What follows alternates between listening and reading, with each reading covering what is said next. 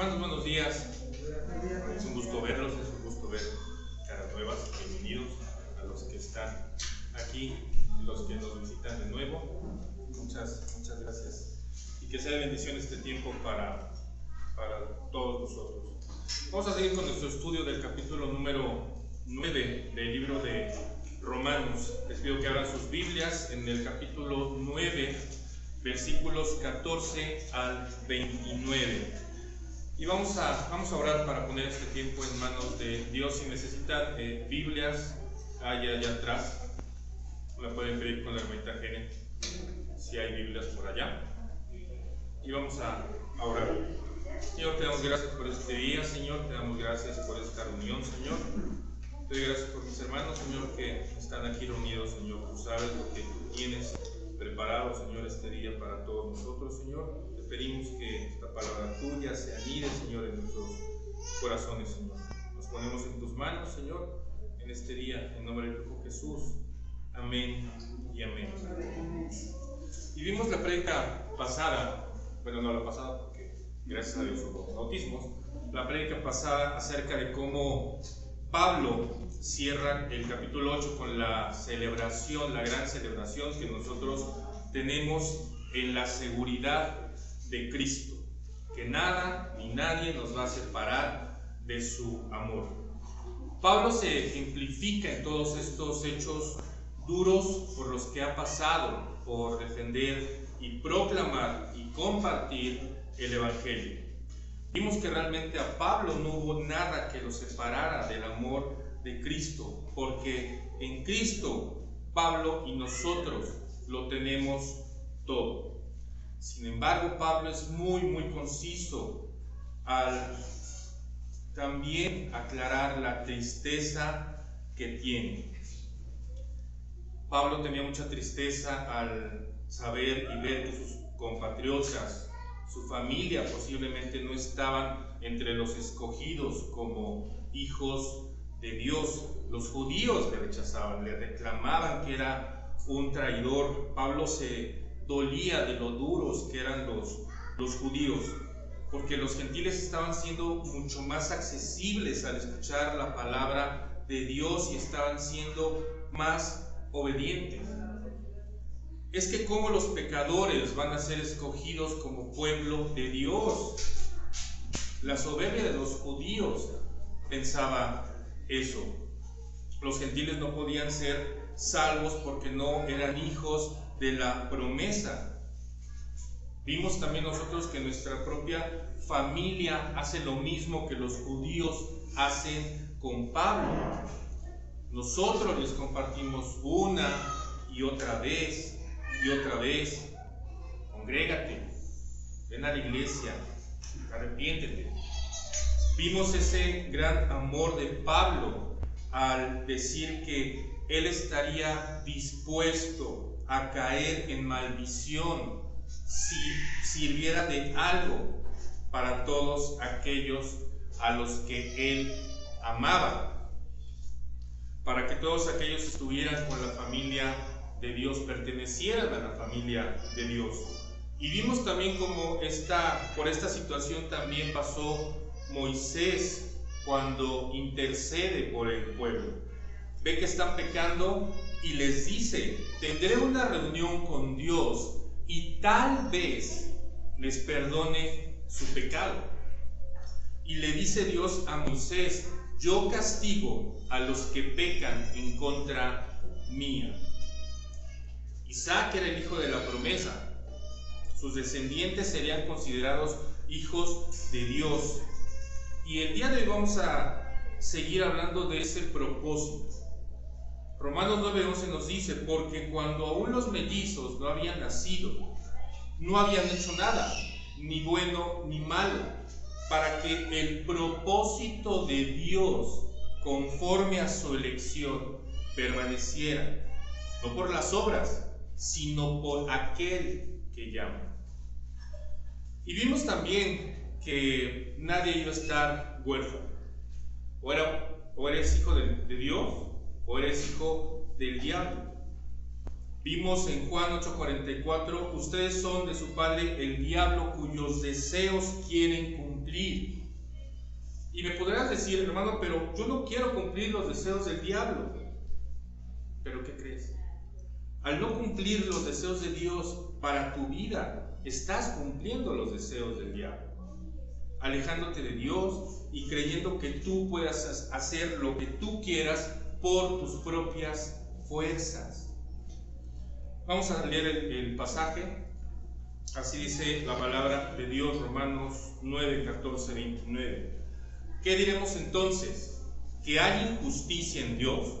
De ningún modo, porque Él dice a Moisés: tendré misericordia del que yo tenga misericordia, y tendré compasión del que yo tenga compasión.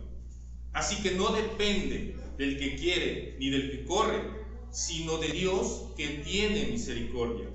Porque la Escritura dice a Faraón: para esto mismo te he levantado, para demostrar mi poder en ti, y para que mi nombre sea proclamado por toda la tierra.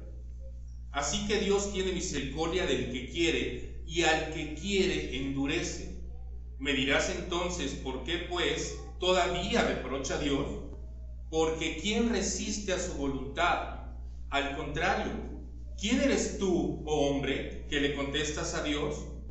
¿Dirá acaso el objeto modelado al que lo modela: ¿por qué me hiciste así?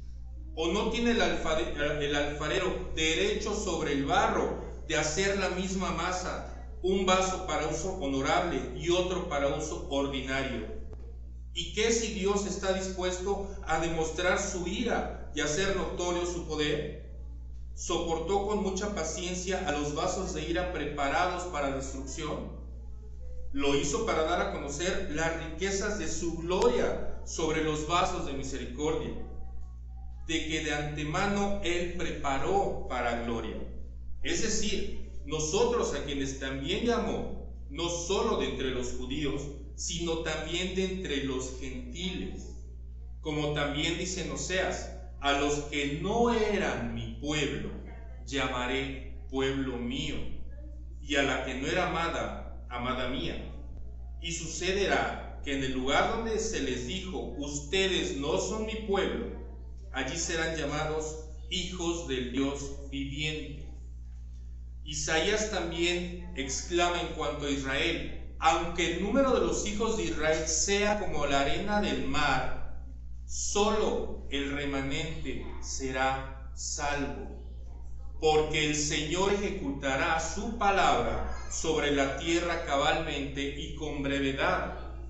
Y como Isaías predijo: si el Señor de los ejércitos no nos hubiera dejado descendencia, hubiéramos llegado a ser como Sodoma y hechos semejantes a Gomorra. Pablo vuelve a preguntarse a sí mismo, poniendo de ejemplo un diálogo con él mismo, como lo hemos visto a lo largo del capítulo 9. Esto lo vemos en toda la carta a los romanos. Y aquí es necesario que pongan atención, hermanos, no se duerman, dejen el Facebook a un lado. En este capítulo 9, Pablo está consciente de que el tema que está tocando es un tema fuerte, el que muchos judíos y muchos gentiles podrían tomar como una excusa para seguir pecando, creyéndose salvos, y otros como una excusa para seguir pecando. Sabedores, pues, que quizás no sean partícipes de la familia de Dios, de los hijos de Dios, y digan: pues como me voy a condenar, pues entonces puedo seguir pecando. Este tema sobre la soberanía de Dios y esta doctrina de la elección incondicional que trata Pablo, quiere hacerla entender de manera que todos sepan que Dios siempre tiene la puerta abierta. Y Pablo, como sabe las Escrituras, vuelve a citarlas. Éxodo 33, 19 dice: y él respondió: yo haré pasar toda mi bondad delante de ti, y proclamaré el nombre del Señor delante de ti. Tendré misericordia del que tendré misericordia, y tendré compasión de quien tendré compasión. Dios siempre estará ahí delante de nosotros. No depende del deseo humano ni del esfuerzo humano, sino de la misericordia de de Dios. Dios ve el anhelo en nuestros corazones. Dios sabe en este momento cuál es tu anhelo más profundo. Nos quieren estudiar la palabra de Dios y cambiar su forma de ser. Otros quieren servir y compartir el evangelio. Otros quieren alabar a Dios con sus dones. Otros que toda su vida esté sentada en Cristo a pesar de estar en el mundo. Otros pasan aflicciones, problemas, lutos, enfermedades, pero descansan en la voluntad y en la soberanía de Dios. Otros están esperando fingir convertirse y abrir las carteras para recibir las bendiciones. Otros estarán muy convenientes esperando sentados la sanidad física o el trabajo. Estoy aquí porque me dijeron que hay que ser obediente. Estar sentados un par de horas a la semana no soy yo mal, como si fuera una especie de amuleto con el que te va a cambiar la vida de un día para otro. Pero aunque estés sentado aquí, si tu mente y tu corazón no estás aquí, de nada sirve que ocupes un espacio. Versículo 14 dice: ¿qué diremos entonces? ¿Que hay injusticia en Dios? De ningún modo, porque Él dice a Moisés: tendré misericordia del que yo tenga misericordia y tendré compasión del que yo tenga compasión. Así que no depende del que quiere ni del que corre, sino de que Dios tiene misericordia. Si Dios dejara entrar al cielo a las personas que no creen en su Hijo Jesucristo, esta permanencia eterna sería peor que el infierno para estas personas. Simplemente por el hecho de cómo podría alguien estar en un lugar donde hay una continuidad en alabanzas, en oraciones. Todo el tiempo uno está alabando, todo el tiempo uno está adorando. ¿Te imaginas? A muchas personas no les gusta orar. Y muchas personas no les gusta alabar, no les gusta cantar. ¿Cómo podrían pasar la eternidad haciendo algo que no les gusta hacer? ¿Cómo la van a pasar esas personas que odian la oración y la alabanza? Si en el culto esos son solo 10 minutos de alabanza y 5 de oración. Por esta situación mundial estamos ocupando cubrebocas y no se denota, pero en el cielo no habrá ninguna máscara, ningún tipo de cubrebocas. ¿Se imaginan tener que hacer algo que no nos gusta 24/7?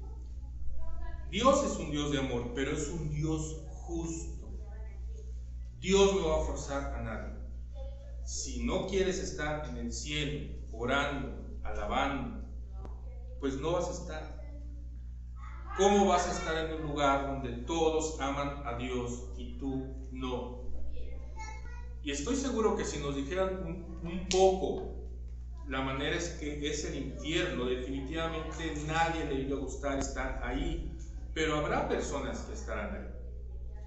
Dios nos muestra hasta en ese momento su amor a todos.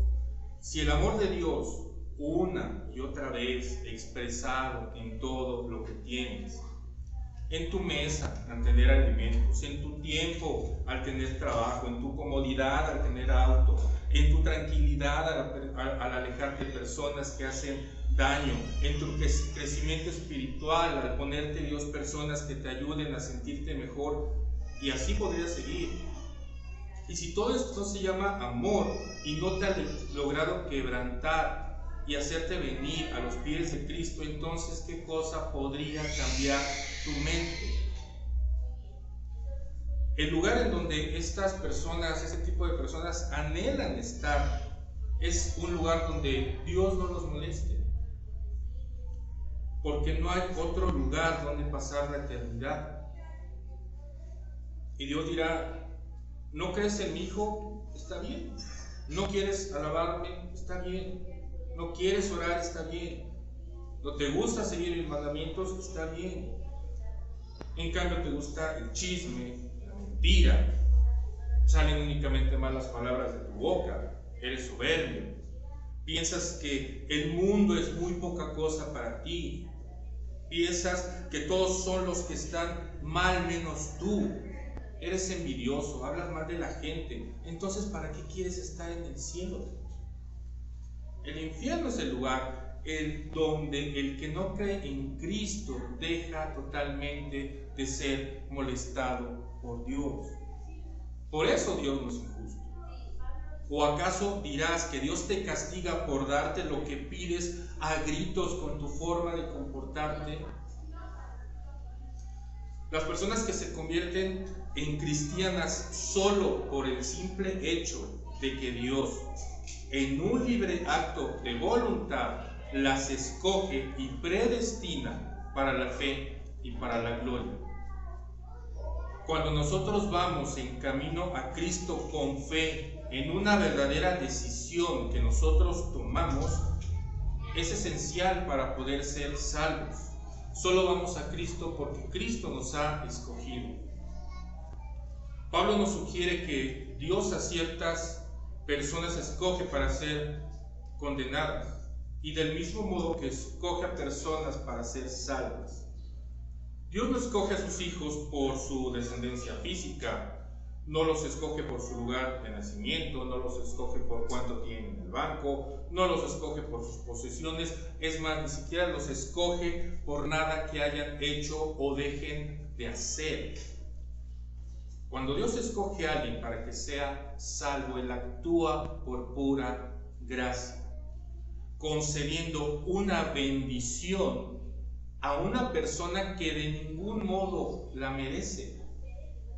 Sin embargo, cuando alguien es destinado para la ira, queda sentenciado al destino que esa persona ha escogido. En todo caso, todos merecemos esa condenación. Entonces Dios es injusto. Hechos 2:23 dice, hablando de Jesús, fue entregado por el plan predeterminado y el previo conocimiento de Dios, y ustedes lo clavaron en una cruz por manos de impíos y lo mataron. Dios entregó a su Hijo a morir por nosotros. ¿Qué mayor injusticia podría haber en esta decisión de Dios? ¿O qué reclamo tan grande podría haber en Cristo? Padre, ¿por qué tengo que ir a morir y sufrir por ellos? ¿Por qué tengo que pagar los pecados por unos pecados que yo no cometí? No seas injusto conmigo. El Hijo de Dios tenía suficientes motivos para decirle a su Padre que era injusto. Cualquiera de nosotros entreguemos a un hijo para justicia de otros que ni conocemos. ¿Qué pensaremos? No, eso es injusto para mí. Entonces Dios sí puede ser injusto con su Hijo, pero con nosotros no. A nosotros que ni nos toquen. ¿Por qué nosotros osamos pensar que Dios es injusto? Dios, ¿por qué me pasa esto a mí? Dios, ¿por qué me ha tocado esta vida? Dios, ¿por qué estoy enfermo? Dios, ¿por qué no he encontrado mi pareja ideal?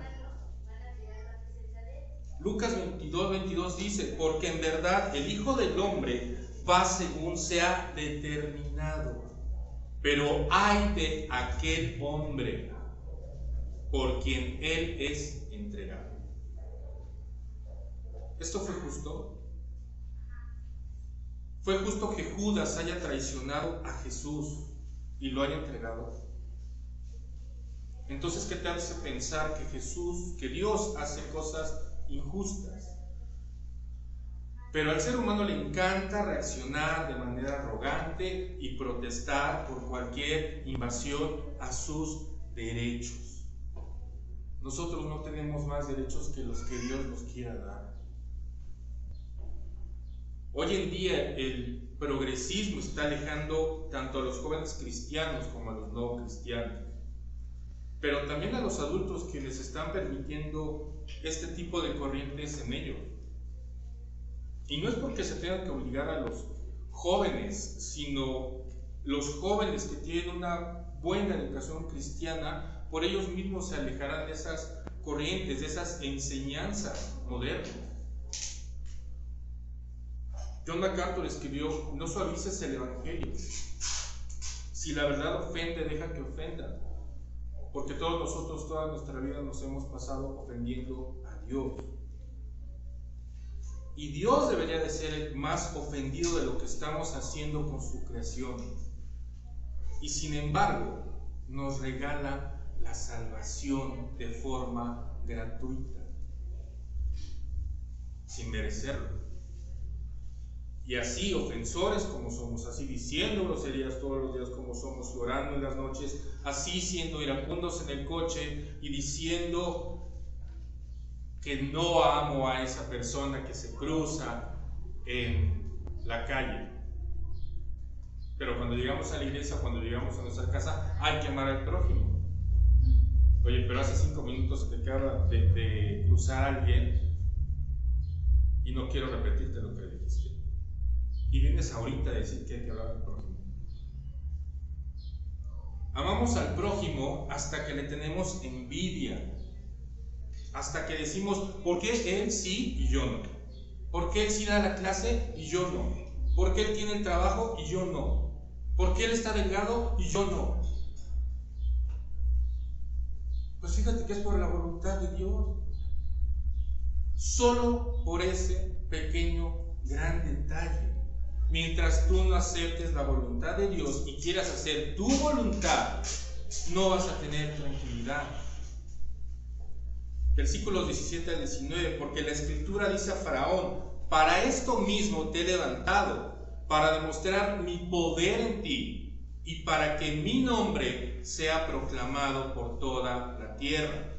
Así que Dios tiene misericordia del que quiere y al que quiere endurece. Me dirás entonces, ¿por qué pues todavía reprocha a Dios? Porque ¿quién resiste a su voluntad?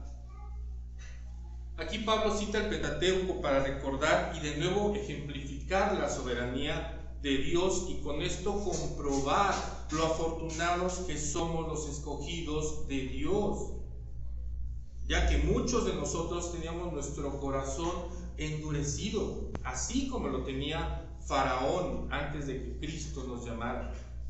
Nosotros ya no somos duros ni tenemos más ceguera espiritual.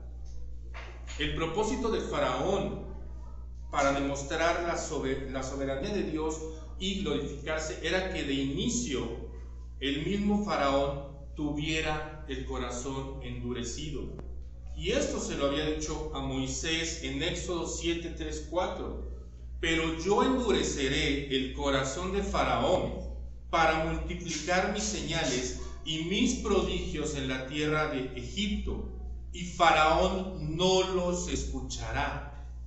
Entonces pondré mi mano sobre Egipto y sacaré de la tierra de Egipto a mis ejércitos, a mi pueblo los israelitas, con grandes juicios. Recordemos que Faraón no era un hombre bueno. Él era un dictador al que no le importaba de ninguna manera abusar de los israelitas. Había enviado a matar a todos los bebés israelitas varones. Faraón realmente era un hombre muy malo y el pueblo de Egipto lo obedecía. Dios a través de Moisés le dio advertencias a Faraón una y otra vez. Advertencias cada vez más severas sobre el juicio que le vendría a él y a su pueblo. Moisés le había dicho a Faraón, Israel es mi hijo, mi primogénito, déjalo ir para que me sirva. Dios le dice, es mi hijo, porque Faraón una y otra vez eligió traer más juicio sobre sí mismo y sobre su nación. Como resultado de esto, Dios le da a Faraón lo que quiere. ¿Quieres tener un corazón endurecido? Lo vas a tener. 11 veces se nombra que Dios endurece el corazón de Faraón. Se irá volviendo cada vez más duro. Pablo escribió en Romanos 6:23, porque la paga del pecado es la muerte. Faraón y su pueblo habían pecado contra Dios. Entonces, el que Dios endureciera el corazón de Faraón no era injusto. El que Dios enviara plagas contra Israel no era injusto. Es más, si hubieran muerto todos los egipcios, tampoco sería injusto y haría misericordia de Dios. Versículo 20 al 26, al contrario, ¿quién eres tú, hombre, que le contestas a Dios? ¿Dirá acaso el objeto modelado al que lo modela, ¿por qué me hiciste así? ¿O no tiene el alfarero derecho sobre el barro de hacer de la misma masa un uso honorable y otro uso ordinario? Y que si Dios, aunque está dispuesto a demostrar su ira y hacer notorio su poder, soportó con mucha paciencia los vasos de ira preparados para destrucción, lo hizo para dar a conocer las riquezas de su gloria sobre los vasos de misericordia, que de antemano Él preparó para gloria. Es decir, nosotros, a quienes también llamó, no solo entre los judíos, sino también de entre los gentiles. Como también dice en Oseas, a los que no eran mi pueblo, llamaré pueblo mío, y a la que no era amada, amada mía. Y sucederá que en el lugar donde se les dijo, ustedes no son mi pueblo, allí serán llamados hijos del Dios viviente. ¿Cómo podemos nosotros, que en nuestra naturaleza pecadora, reclamar algo a quien dice, ¿quién eres tú? Dios hace lo que quiere, con quien quiere y como quiere. ¿Por qué me hiciste así? ¿Por qué me hiciste bajito? ¿Por qué me hiciste alto? ¿Por qué me hiciste moreno? ¿Por qué rubio? ¿Por qué lampiño? ¿Por qué con barba cerrada? ¿Por qué no podemos estar contentos con nada como Dios nos creó? Me voy a hacer unos arreglos, me voy a comprar unos pupilentes, reclamándole a Dios como somos. Siempre hay una queja, siempre, por el qué dirán. Hasta por lo que no somos, también nos quejamos. Pablo nos dice en el capítulo 3, no hay justo ni uno solo. Tienen veneno en sus labios, su boca llena de maldición y amargura. No hay quien haga lo bueno, ni siquiera uno. Corremos a hacer lo malo, no hay temor de Dios. Y aún así decimos nosotros que Dios es injusto.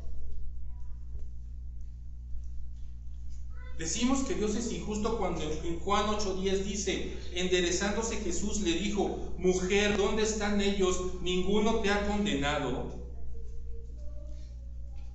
Dios le perdona sus pecados a la adúltera y aún así decimos que Dios es injusto. Isaías 64:8, pero ahora, oh Señor, tú eres nuestro Padre, nosotros el barro y tú nuestro alfarero. Obra de tus manos somos todos nosotros. Nosotros fuimos llamados como aquellos, no solo entre los judíos, sino entre los gentiles, a ser parte de su pueblo. Nosotros no éramos su pueblo, y nos llama pueblo mío, hijos del Dios viviente. Seguimos diciendo con cada cosa que nos mala, Dios es injusto.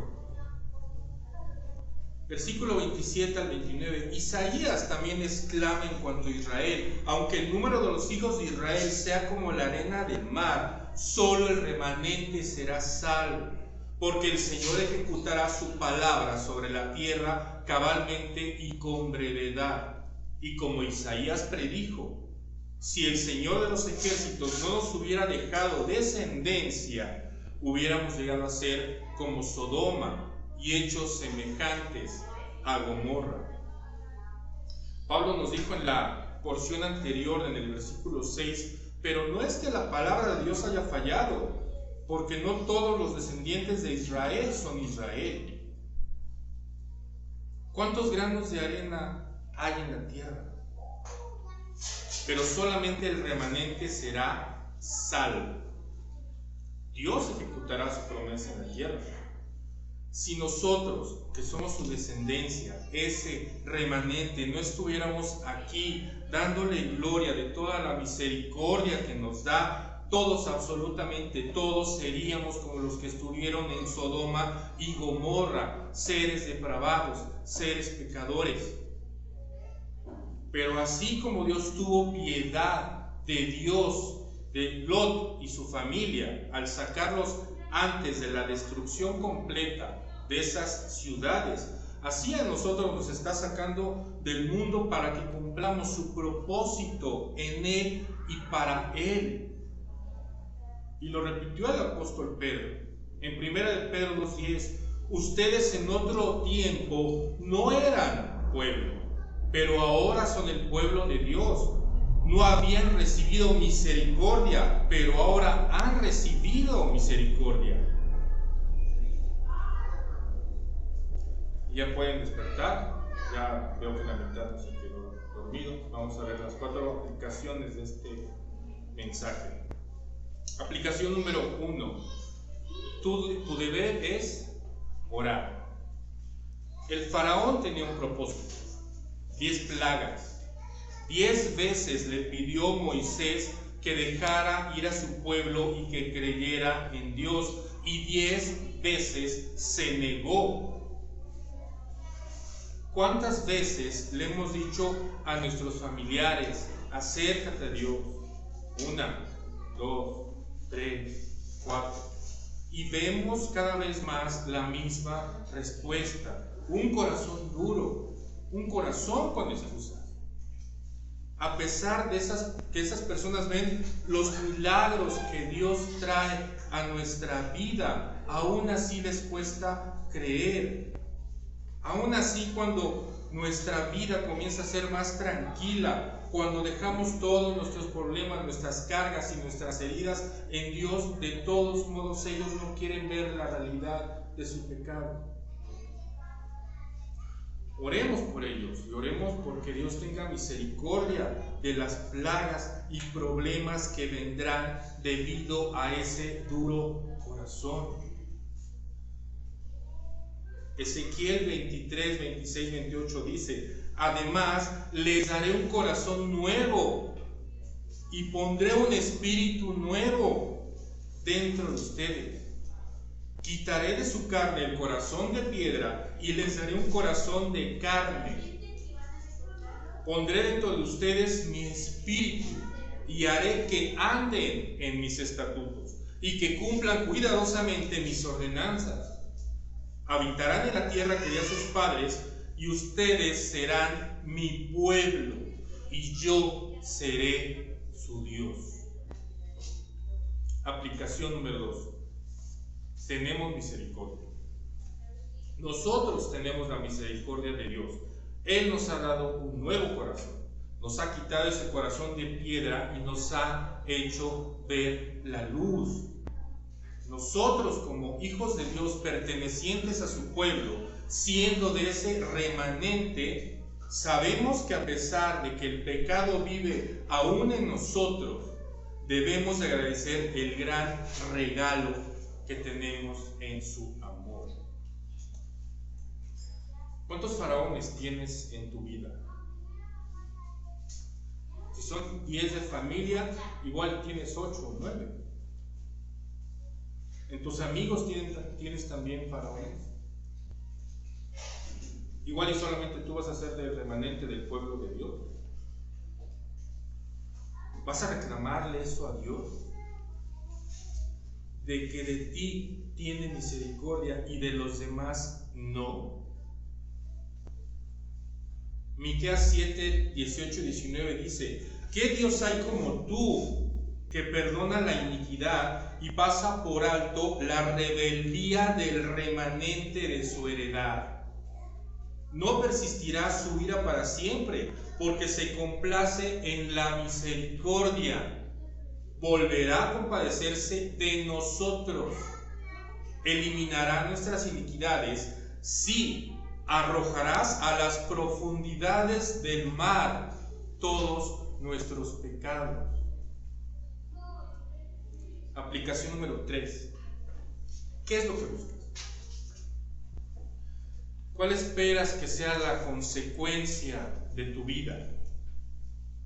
¿Te quejas del trabajo, de tu pareja, del tiempo, de tus jefes, del gobierno. Te la pasas diciendo maldiciones, estafas, dices mentiras, tratas de sacar un beneficio personal siempre, eres egoísta, todo se trata de ti, molestas a la gente. ¿Qué eternidad crees que tendrás?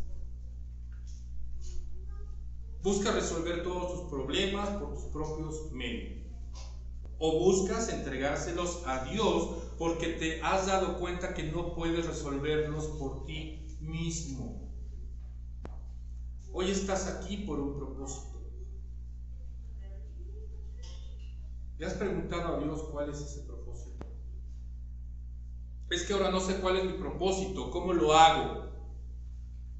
Hechos 8, 30, 32 dice: cuando Felipe se acercó corriendo, le oyó leer al profeta Isaías y le preguntó: ¿usted entiende lo que lee?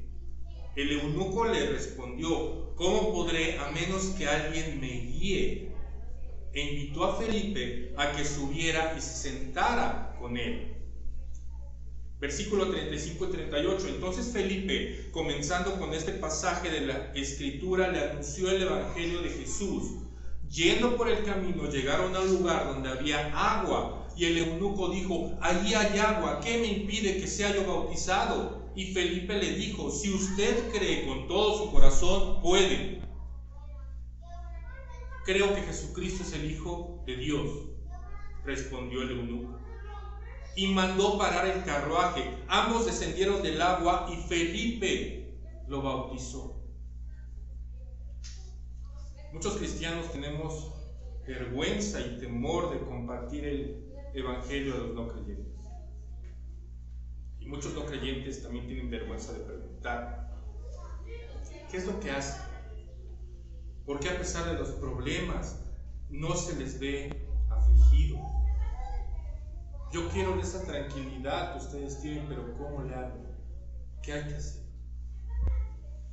Que se nos quite esa vergüenza y unos prediquemos el evangelio y otros que se arrepientan de sus pecados y vayan a Cristo. Cristo hoy los está esperando.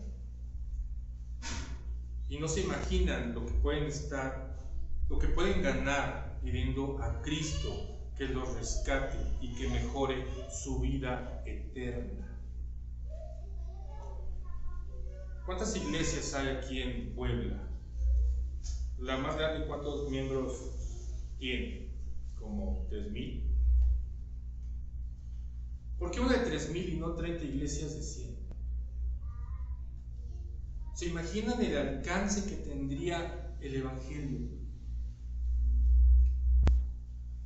Hay gente allá afuera pidiendo que alguien les explique. ¿Qué es lo que hacemos nosotros? Aquí tenemos programas de recuperación los viernes, reunión de varones y de damas mensual, estudios bíblicos los sábados, hay talleres mes con mes, en sábado, escuela dominical los domingos, tenemos escuela de niños, por gracia de Dios habrá un ministerio de jóvenes. ¿Qué es lo que buscas? ¿Cuál es la excusa ahora de no comprometerte? Pero eso nos lleva a la aplicación número 4. No seas salvo que no quieres ser. Dios no tiene que forzar a nadie a seguirlo. Dios no tiene que forzar a nadie a creer en su Hijo. Todos tenemos una responsabilidad personal. Pero que nadie te influya a hacer algo que no quieres. Si no quieres que alguien te explique, como al eunuco, no pidas que te explique. Si no quieres ser cristiano, no lo seas. Si no quieres ir a la iglesia, no vayas.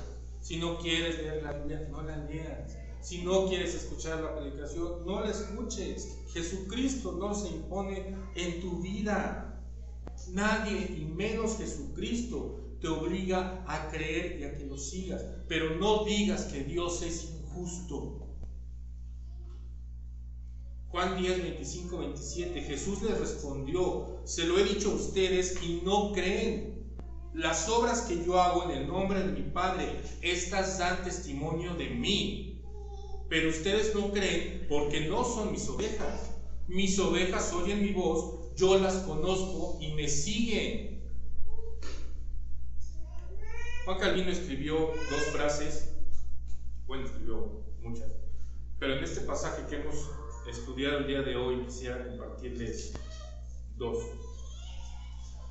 Todas las cosas están a disposición de Dios y la decisión de la salvación o la muerte pertenecen a Él.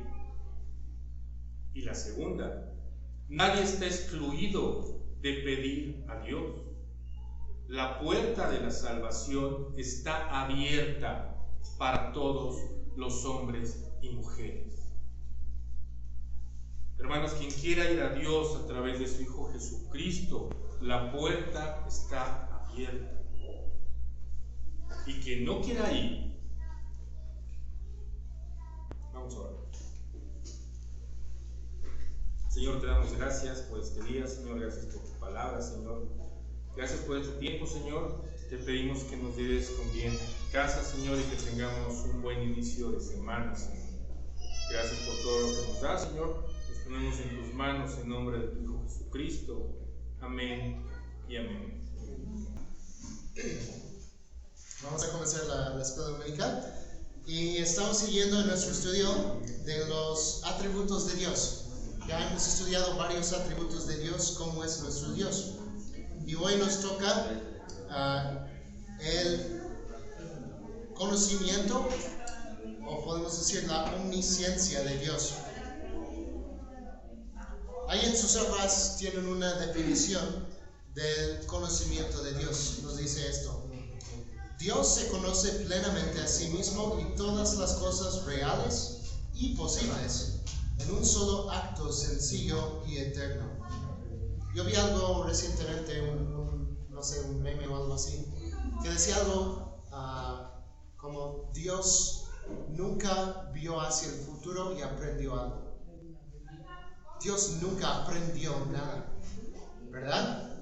Porque Él siempre sabe todo. No hubo ningún momento en toda la historia cuando Dios no sabía todo. Dios sabe todas las cosas. Y algo que me interesa que vamos a ver en esta definición es que Dios sabe las cosas reales, lo que es, y también las cosas posibles. Decimos que el hubiera no existe, pero para Dios sí. Hay un hubiera, lo que hubiera pasado. Dios sabe esas cosas y varias veces en las Escrituras expresa eso. Y vamos a ver eso. El punto número 1 en sus hojas dice: Dios tiene conocimiento perfecto. Y les voy a pedir su ayuda para leer algunos pasajes. Vamos a empezar en Job 37, versículo 16, que nos habla del conocimiento de Dios. Job 37, 16. ¿Alguien me ayuda, por favor? ¿Sabes tú la posición de las densas nubes? Maravillas del perfecto en conocimiento. El perfecto en conocimiento. El conocimiento de Dios es perfecto. Y 1 de Juan 3:20 también nos dice básicamente la misma cosa. ¿Qué dice 1 de Juan 3:20?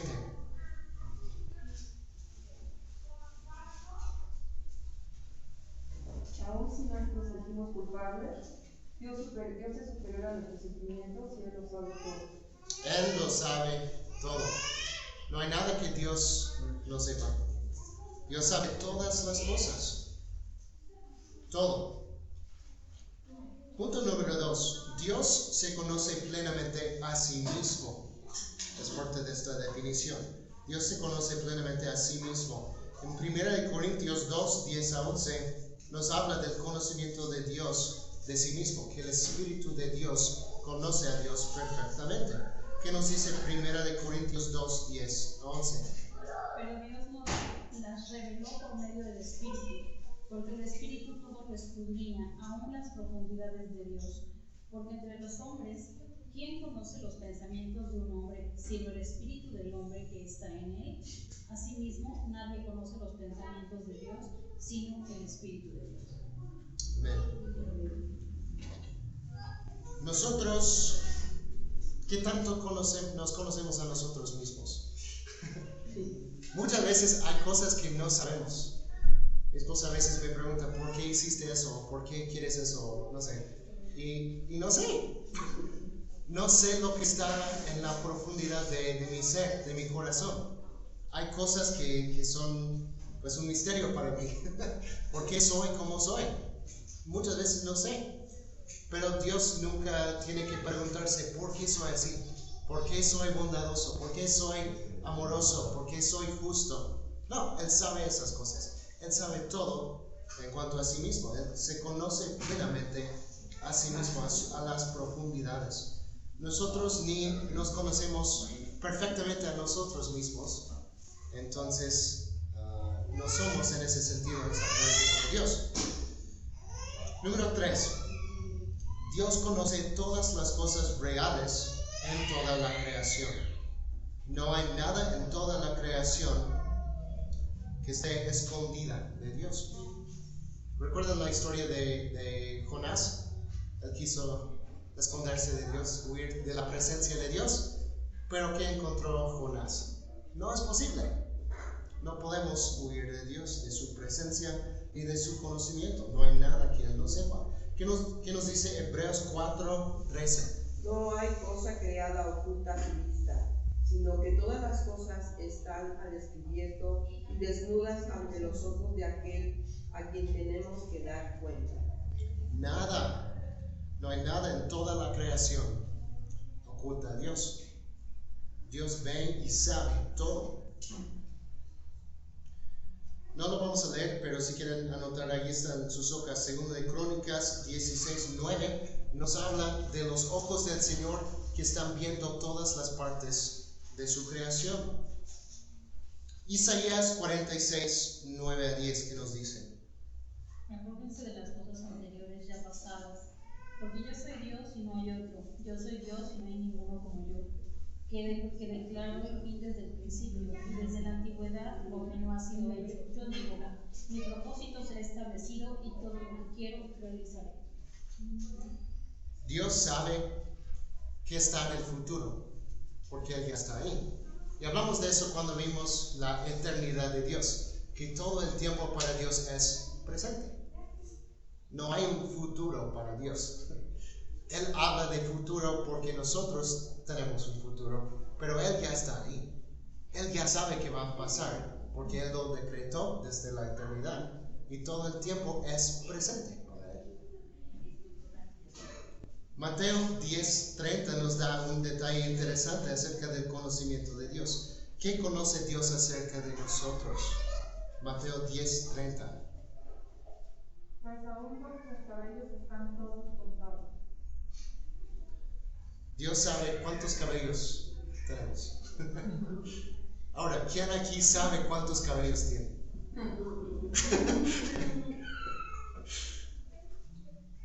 Nadie sabe ese detalle. Pero no hay ninguna información que Dios no sepa. Hasta cuántos cabellos tenemos. Y pues para mí es cada día menos. Menos cabellos, pero Dios sabe todos los días los que se me caen. Dios sabe todo. No hay nada que Dios no sepa. Y David en el Salmo 139 nos habla del conocimiento de Dios. Yo voy a leer en el Salmo 139, versículos 1-6. David nos habla del conocimiento de Dios. Dice: Oh Señor, tú me has escudriñado y conocido. Tú conoces mi sentarme y mi levantarme. Desde lejos comprendes mis pensamientos. Tú escudriñas mi senda y mi descanso, y conoces bien todos mis caminos. Aún antes de que haya palabra en mi boca, oh Señor, tú ya la sabes toda. Por detrás y por delante me has cercado, tu mano pusiste sobre mí. Tal conocimiento es demasiado maravilloso para mí. Es muy elevado, no lo puedo alcanzar. No puedo entender cuánto sabe Dios. Cuánto conoce Dios. Es muy elevado. Según este pasaje, ¿qué conoce Dios acerca de nosotros? Todo. Sí, todo. Y menciona cosas específicas. Él conoce mi sentarme.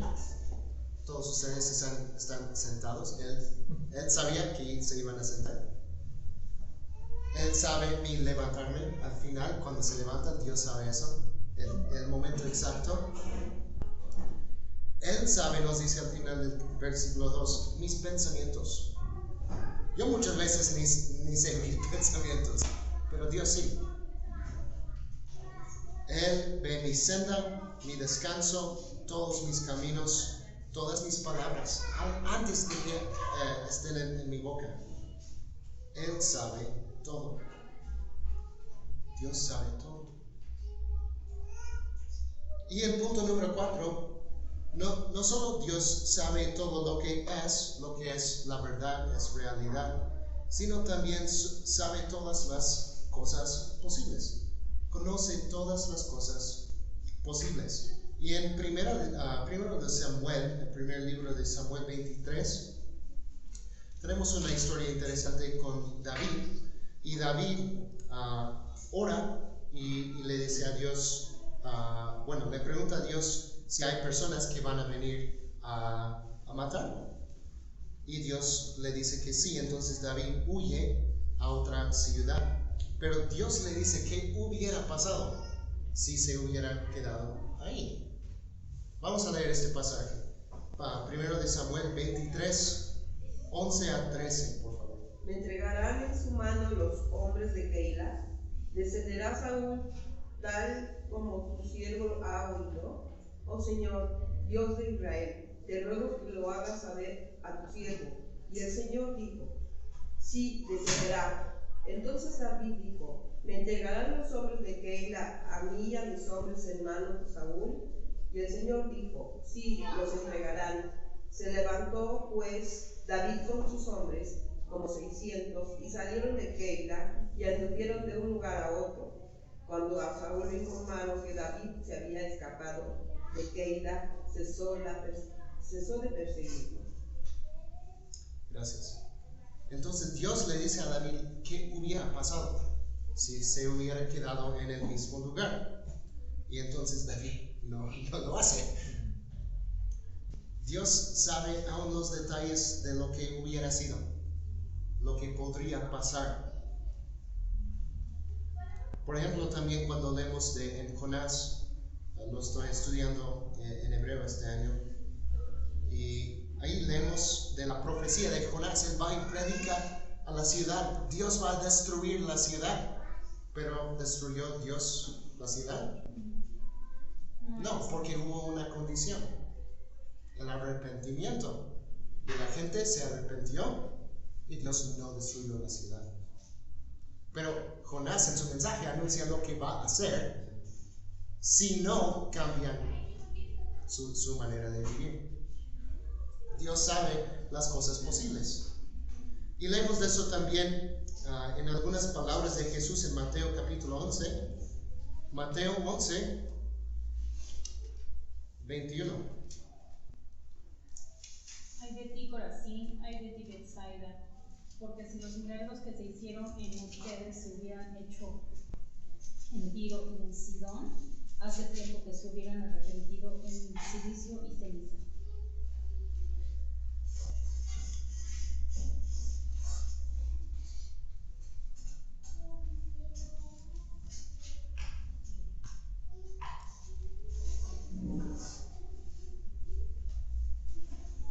También unos versículos después nos habla de Sodoma, de que si ellos habrían visto los milagros que estas ciudades, Betsaida, Corazín, Capernaum, si ellos hubieran visto los milagros de Jesús, ¿qué habrían hecho? Arrepentido. Jesús sabe ese detalle. ¿Cómo puede saber algo así? De hace unos 2000 años en la historia que sucedió eso, la destrucción de Sodoma y Gomorra. Pero Él sabe qué hubiera sido. Él sabe todas las cosas, reales y posibles, en un solo acto sencillo y eterno. Dios nunca aprende nada, siempre sabe todo. ¿Qué aplicación tiene esto para nuestras vidas? La primera aplicación ahí tienen en sus hojas es que Dios ya sabe lo que necesitamos cuando oramos. Cuando oramos no debemos pensar que tenemos que informarle a Dios lo que está pasando en nuestra vida o lo que necesitamos, lo que queremos. Dios ya sabe esas cosas. También nos dice que tenemos que ir a Él y pedirle lo que queremos y lo que necesitamos. Pero no debemos pensar que Dios es ignorante de esas cosas.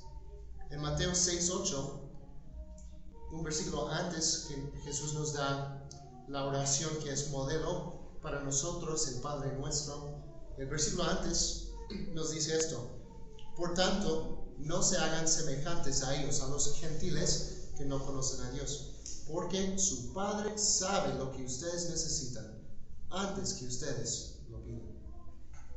Dios sabe lo que necesitamos y podemos descansar en su sabiduría, en su conocimiento. Y esta es también la segunda aplicación. Debemos confiar, descansar en el conocimiento de Dios. Muchas veces nosotros no sabemos las cosas, no sabemos qué hacer, pero Dios sabe todas las cosas y Él nos dice que sus pensamientos son más altos que los nuestros.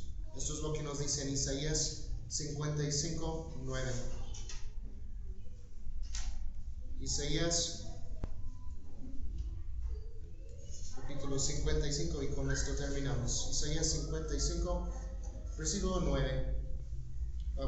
Empezamos en el versículo 8. Dice: porque mis pensamientos no son los pensamientos de ustedes, ni sus caminos son mis caminos, declara el Señor. Porque como los cielos son más altos que la tierra, así mis caminos son más altos que sus caminos, y mis pensamientos más que sus pensamientos. Nosotros podemos aprender y saber muchas cosas. Hay personas, ciertamente conocemos a personas muy inteligentes que saben muchas cosas, pero pues comparado con Dios no sabemos nada. Su conocimiento es perfecto, es mucho más alto que nuestro conocimiento, y debemos confiar en Él, que Él sabe todas las cosas y que siempre hace lo que es mejor. Confiemos en Dios. Vamos a orar para terminar. Señor, te damos gracias por tu palabra, gracias por lo que nos enseñas, gracias por esta enseñanza sobre tu conocimiento, sobre tu omnisciencia, que tú sabes todas las cosas. Ayúdanos, Señor, a confiar en ti, a confiar en tu conocimiento perfecto. Te damos gracias, Señor, por este tiempo que hemos podido reunirnos y aprender más de tu palabra. En el nombre de Jesús, nuestro Señor y Salvador. Amén. Amén.